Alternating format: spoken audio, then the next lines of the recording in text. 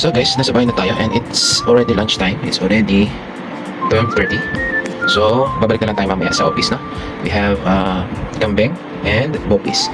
So also guys, today is our last exam on our diploma course in business and sales management, guys. So, last na to. After nito, makapasa tayo guys. Graduate na tayo guys. And after nun, magpuproceed tayo sa post-diploma, no? Sa business management.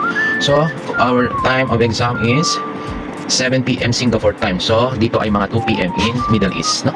So, good luck to me. So, as of the moment, kain na muna tayo, guys. Di ba, pate? Alright? So, after kain, review tayong konti. Okay, so, let's eat. Waiting for the exam at 37 minutes. Alright, so, review muna tayo, guys. Guys, yeah. Simula na, guys, ang ating exam from all over the world. Ready na ba kayo?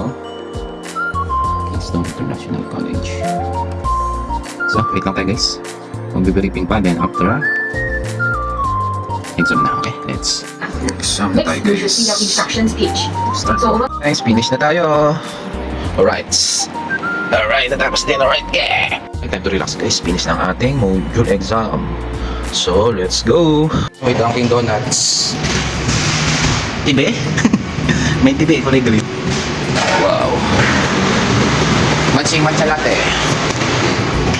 Matcha latte.